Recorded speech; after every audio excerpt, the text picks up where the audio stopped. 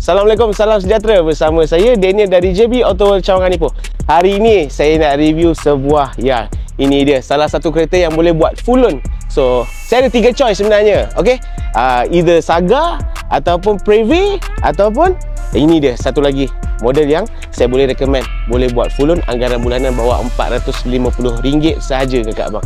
Ini dia Proton Persona tahun 2020. Kereta ni dah siap datang dengan body kit. Lagi tengok sport rim dia pun dah datang dengan 2 tone color. Okey, 15 inci. Bunga tayar pun masih tebal Sebelum saya review pasal cat, saya nak review dulu.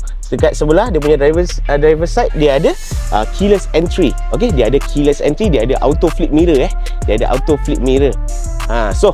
Saya nak masuk bahagian cat tadi. Okey, cat dia datang dengan 2 tone color. Nado grey siap special effect color warna macam pink macam tu tau. Sangat-sangat cantik. Tengok bahagian belakang dia. Okey, dah siap ada spoiler, siap ada diffuser belakang, siap ada Nami punya exhaust tip dekat belakang. Ada 2 biji dekat sini. So, untuk Proton Persona ni saya tak perlu nak cakap banyak-banyak. Boot space dia, tengok. Besar tak besar kakak abang? Setakat 5 lagi, 4 lagi boleh letak dalam ni Seat dia datang dengan semi leather seat Tengah dia pakai fabric.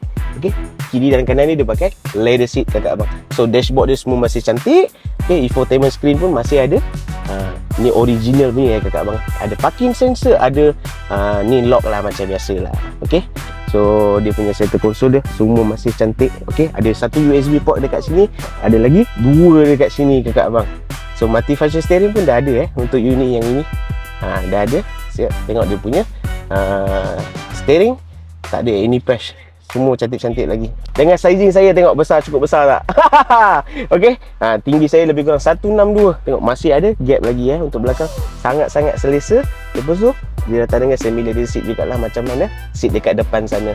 Tunggu apa lagi? Kereta pun dah boleh full loan dengan jaminan 5 tahun cover enjin dengan gearbox kakak abang. So tunggu apa lagi? Swipe up.